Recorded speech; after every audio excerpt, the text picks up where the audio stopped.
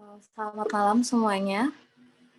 Di sini saya akan menjelaskan, sebelumnya saya memperkenalkan diri terlebih dahulu. Perkenalkan, nama saya Nimade Anggita Purnamasari, biasa dipanggil Anggi. Di sini saya akan menjelaskan tentang pemasaran digital. Next. Nah, latar belakang dari program ini, menurut survei yang saya lakukan di Padukuhan Malangan, di sana sebagian besar penduduknya itu bermata pencarian sebagai petani, yaitu petani padi dan juga bawang merah. Nah, menurut survei saya di sana, seiring berkembangnya teknologi, mereka juga memanfaatkan platform digital seperti WhatsApp dan media sosial yang lainnya untuk melakukan promosi hasil tani mereka. Namun permasalahan yang saya temukan di sana yaitu kurang mampunya masyarakat setempat dalam mengaplikasikan hal tersebut secara maksimal. Maka program kerja pelatihan pemasaran digital ini diadakan dengan harapan dapat menjadi salah satu bentuk dari solusi. Next. Nah, programnya itu seperti apa sih? Yang pertama itu pengenalan platform digital. Nah, platform digitalnya itu ada media sosial dan juga salah satu e-commerce. Nah, media sosial yang akan saya bahas ini ada Facebook dan juga Instagram. Dan yang kedua itu tentang tips and trick. Karakter dari setiap media sosial dan penggunaannya itu berbeda, maka pengaplikasiannya pun nanti akan sedikit berbeda. Nah, maka tips and trick pada saat membuat konten ini bisa disesuaikan sesuai media sosial yang akan kita gunakan nantinya. Nah, selanjutnya itu pengaplikasian konten. Pengaplikasian kontennya itu ada contoh nyata dari konten sesuai dengan hasil tani yang di Padukuhan Malangan. Next. Nah, yang pertama itu kita ke media sosial Facebook. Yang pertama itu kelebihan dari Facebook. Apa sih kelebihan dari Facebook itu? Yang pertama itu wadah terbaik untuk sharing, yang dimana mudahnya bagi pengguna untuk membuat page atau halaman. Yang kedua itu mudah untuk penggunanya untuk berbagi cerita. Dan yang kedua, dapat bergabung dengan komunitas, yang dimana komunitas di sini yang disebut itu merupakan grup-grup yang ada di Facebook. Nah, apa sih yang kita dapatkan apabila kita bergabung dalam komunitas atau grup-grup yang ada di Facebook itu? Yang kita dapatkan itu lebih banyak informasi yang kita dapatkan atau sekedar sharing kepada sesama pengguna yang ada di sana. Nah, yang ketiga itu memiliki banyak pengguna. Seperti yang kita tahu, Facebook ini sudah ada lama dan juga menjadi salah satu media sosial dengan pengguna terbanyak di Indonesia, begitu pula. Nah, yang keempat itu dapat menjadi wadah cerita, di mana kita dapat memposting foto, video, ataupun sekedar bercerita tentang keseharian kita. Nah, ada beberapa karakter nih yang ada di Facebook. Ada orang yang suka membagikan cerita kisah hidup mereka, atau memposting tentang aktivitas mereka dari pagi sampai malam, atau bahkan ada juga pengguna yang suka memposting tentang motivasi atau kata-kata mutiara yang bisa membangkitkan motivasi untuk dirinya dia sendiri ataupun untuk orang lain. Nah, apakah di antara Bapak atau Ibu atau teman-teman menjadi salah satu pengguna seperti itu? Nah, yang terakhir itu ada kelebihan fitur ads, yang dimana ini merupakan fitur yang ditawarkan oleh Facebook untuk berpromosi di platform Facebook tersebut. Next. Nah, kita masuk lebih dalam lagi mengenai Facebook, yaitu bergabung dengan grup diskusi atau komunitasnya. Nah, di sini saya mengambil contoh, ada 3 komunitas, yaitu pertama, komunitas petani bawang merah Indonesia, yang kedua, aneka buah dan sayuran Jogja, yang ketiga, komunitas petani padi milenial. Nah, di mana sih kita tuh bisa ngeliat-liat grup diskusi itu, atau gimana caranya kita mencari grup itu? Nah, kita tinggal mencarinya di kolom searching atau di kolom pencariannya di Facebook, nanti tinggal kita sesuaikan dengan apa ingin kita masuki atau ikuti di Facebook, lalu nanti akan muncul beberapa pilihan, dan ini merupakan contoh dari yang saya pilih. Next. Nah, setelah kita bergabung di komunitas atau di grup di Facebook itu, apa sih manfaatnya itu? Yang pertama itu, kita bisa mendapatkan inspirasi konten, yang kedua, mendapat informasi baru, yang ketiga, memperluas jaringan, dan yang keempat, bisa menjadi wadah promosi. Nah, di sini contohnya itu ada sebuah video di komunitas petani bawang merah Indonesia. Nah, apa sih isi dari video tersebut? Isi video tersebut terkait tentang pemupukan bawang merah. Nah, apabila kita menonton video tersebut, apa sih yang kita dapatkan? Kita bisa mendapat inspirasi untuk konten. Mungkin kita mau buat konten tentang pemupukan bawang merah, atau kita mendapat informasi baru tentang bagaimana sih cara pemupukan bawang merah. Kita juga sharing-sharing dengan petani bawang merah lainnya apabila kita ada kendala atau ada yang ingin kita ditanyakan, jadi kita bisa maksimalkan fungsi grup yang ada di Facebook tersebut.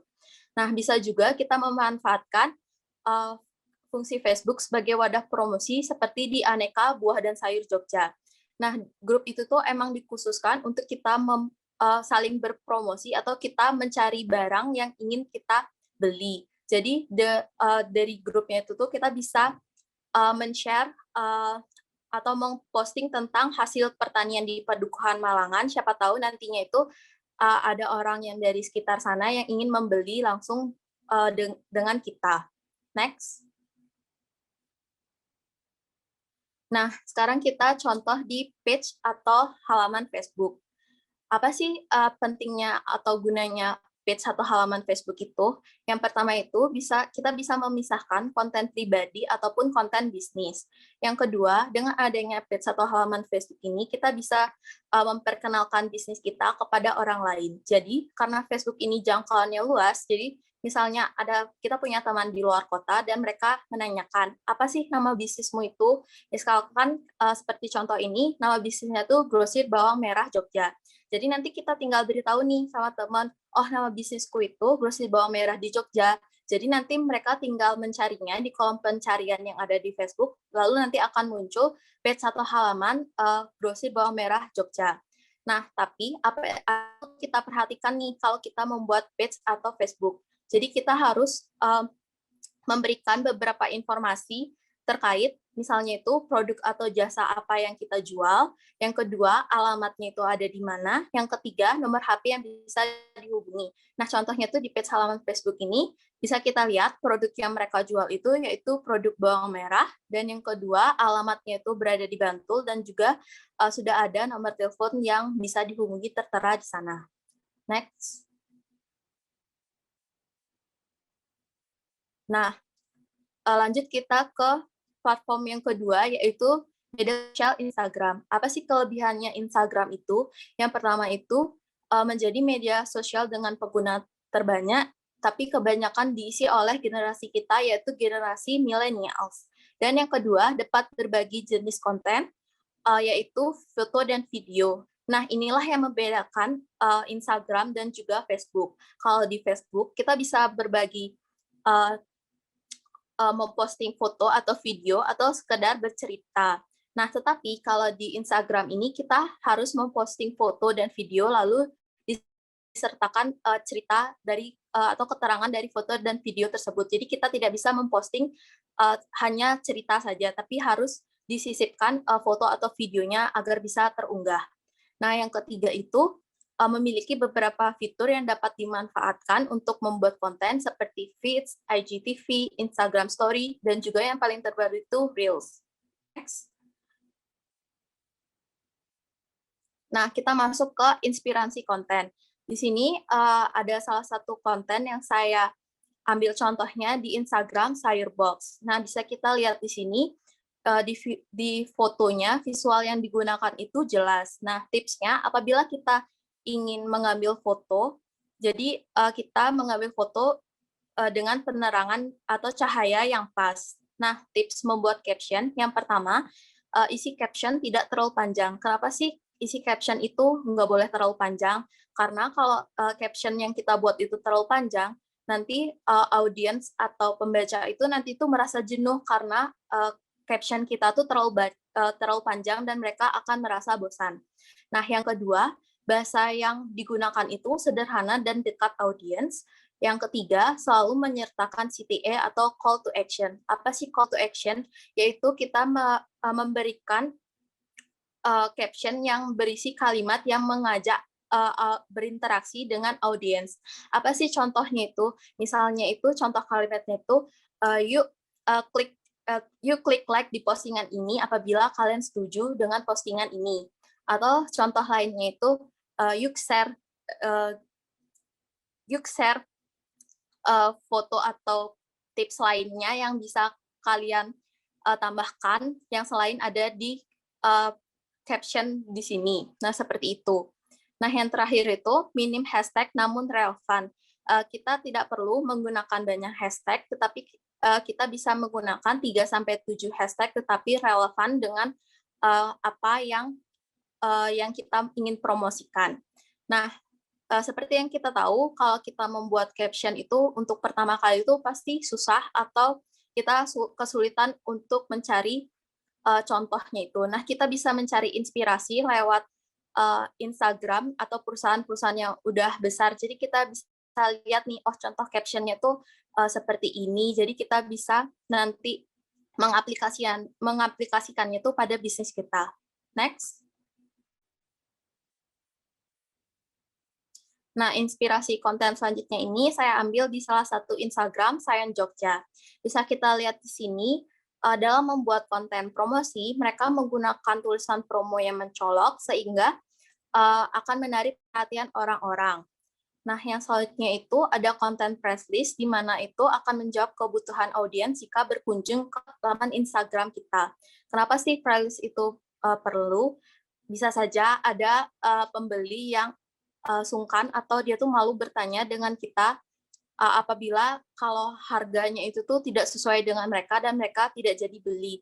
Nah, jadi kalau misalnya kita udah ngasih harga yang tertera itu, mereka tuh bisa ngelihat dari sana aja tanpa perlu bertanya dengan kita juga, dan ini juga akan memudahkan kita. Nah, yang ketiga itu ada konten tentang memberikan informasi seperti manfaat dari produk yang kita jual, yaitu nantinya itu konten tersebut akan menjadi nilai tambah bagi kita karena konten seperti ini jarang dibuat oleh pebisnis lain. Next. Nah, ini masih terkait tentang inspirasi konten. Di sini ada beberapa inspirasi konten yang diambil di Instagram Panen Pak Indonesia atau di Sayurbox. Yang pertama itu dari Panen Pak Indonesia itu terkait berisi informasi tentang manfaat pepaya untuk kecantikan. Nah, kita bisa memberi edukasi atau informasi kepada audiens kita bahwa manfaat pepaya itu bukan untuk kesehatan aja, tapi ada untuk kecantikan loh juga. Jadi mereka bisa menambah pengetahuan dari situ. Nah, yang kedua itu fun facts. Nah, di sini ya fun facts yang seperti konten ringan, yaitu kita bisa membahas tentang fakta-fakta dari produk yang kita jual. Nah, yang ketiga itu ada tips, yaitu kita memberikan tips-tips dari produk yang kita jual nantinya. Jadi, konten ini akan berguna bagi audiens. Next. Nah, yang terakhir itu ada konten testimoni. Kenapa sih konten testimoni ini penting? Karena konten ini akan meningkatkan kepercayaan konsumen kepada bisnis kita. Kenapa seperti itu? Karena biasanya konten testimoni itu cenderung biasanya itu berisi konsumen yang puas dengan pelayanan kita atau produk kita, dan dengan adanya testimoni ini kita juga bisa tahu atau meningkatkan atau mengevaluasi diri kita atau bisnis kita. Jadi misalnya itu mereka itu ada yang kurang suka atau mereka itu ada keluhan tuh, jadi kita bisa mengevaluasi dan bisa kita tingkatkan lagi, jadi nantinya itu tidak akan mengecewakan konsumen selanjutnya. Next. Nah, kita ke segmen selanjutnya, yaitu tips membuat konten. Tips membuat konten yang pertama yaitu menerapkan prinsip amati, tiru, dan modifikasi. Nah, kita bisa mengamati konten-konten dari bisnis-bisnis besar atau perusahaan-perusahaan besar, seperti kalau yang dalam pertanian ada Sayurbox. Kita bisa melihat nih konten-konten yang dia buat itu seperti apa.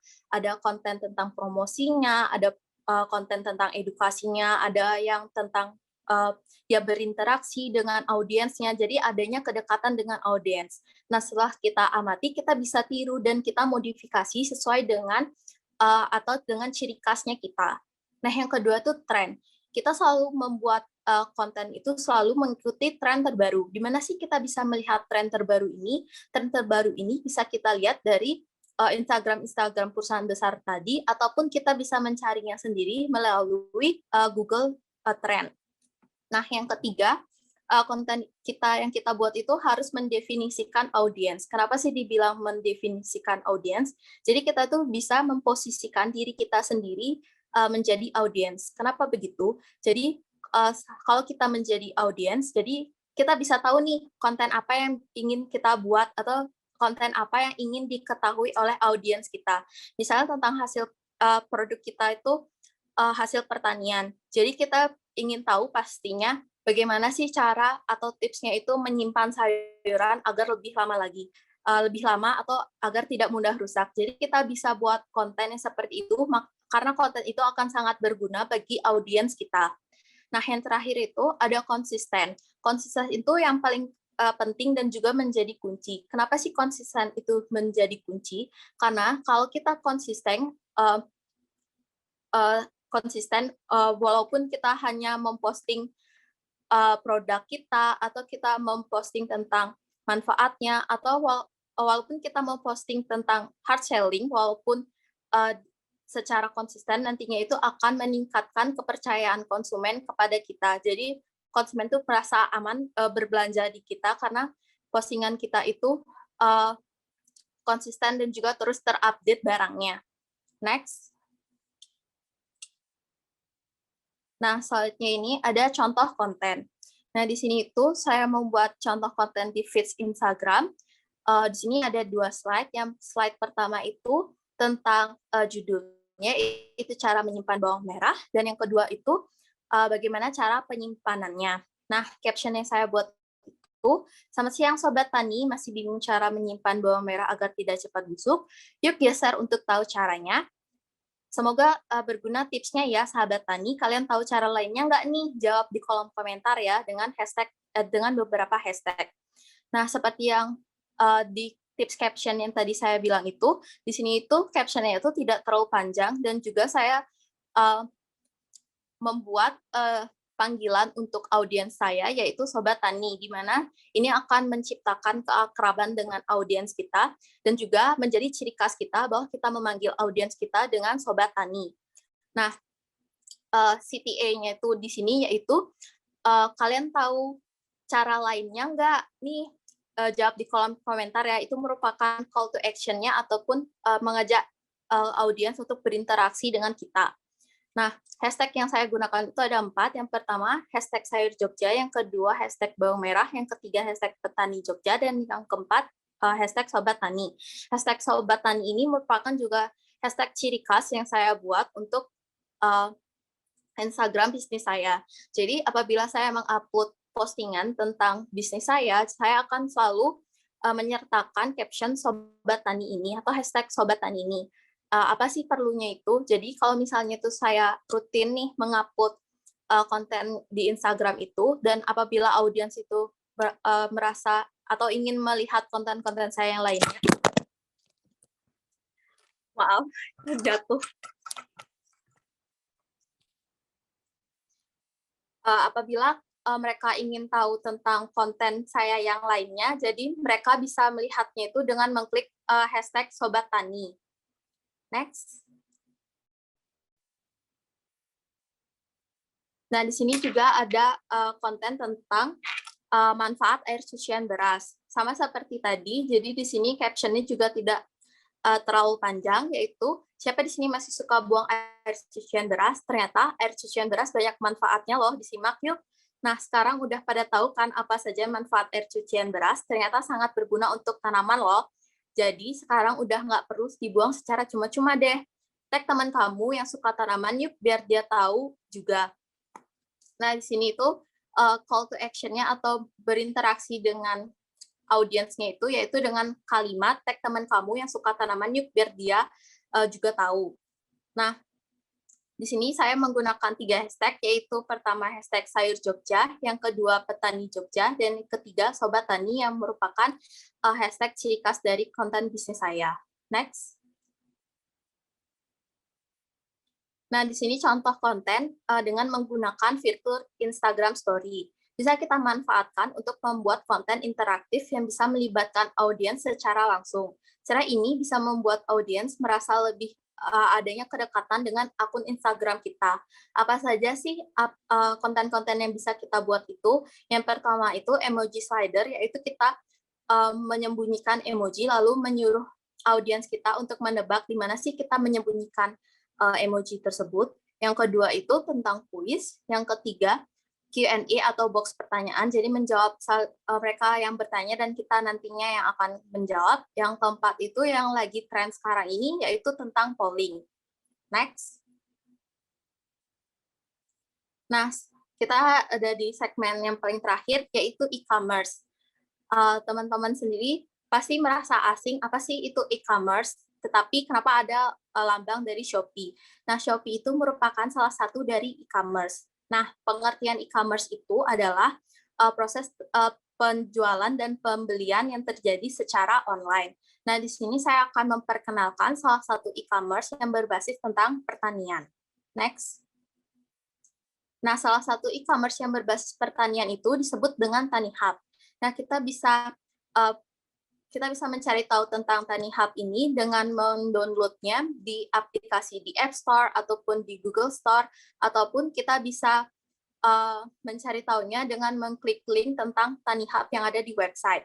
Nah, jadi TaniHub Group ini adalah grup perusahaan agrikultur teknologi yang hadir pada tahun 2016. Aplikasi ini berawal dari sebuah mimpi untuk menyejahterakan para petani kecil. Aplikasi ini sudah terintegrasi dimulai dari e-commerce-nya, platform pendanaan, dan infrastruktur rantai pasokan. Aplikasi ini bertujuan untuk mendukung petani dengan menyelesaikan 3 masalah terbesar sekaligus, melalui teknologi, yang kedua akses ke pasar, yang ketiga akses pasar modal. Next. Nah, sekilas tentang TaniHub. TaniHub ini mendukung para petani untuk mendapatkan akses pasar dengan menyalurkan hasil program pertaniannya kepada konsumen dengan cara membeli sayur dan buah secara online. Dalam upaya ini akan mendukung pendistribusian hasil panen petani Indonesia menjadi lebih baik lagi. TaniHub ini membuka kerjasama dengan para petani dan juga pemasok yang ingin menyediakan hasil tani dan juga produk sembako mereka di TaniHub itu. Nah, sejauh ini dari tahun 2016 bisa kita lihat itu sebanyak 46.000 para petani yang ikut menyuplai hasil taninya mereka di TaniHub itu, dan juga ada peningkatan pendapatan petani sebanyak 25% dan juga adanya kenaikan produksi petani yaitu sebanyak 20%. Nah, bagi Bapak dan Ibu atau teman-teman sekalian, tidak ada salahnya nih kalau kita ingin mencoba ikut berkecimpung atau ikut menyuplai hasil pertanian kita di Padukuhan Malangan ke TaniHub.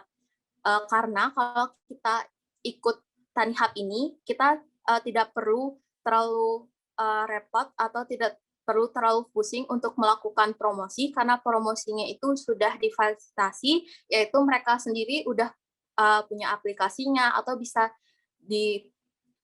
apabila ada yang ingin membeli bisa melalui websitenya juga, dan juga nantinya itu akan memperluas perdagangan kita, yaitu karena ini tuh bisa dibeli dari seluruh Indonesia. Next. Nah, sekian presentasi dari saya. Apabila ada pertanyaan, silahkan bertanya. Terima kasih.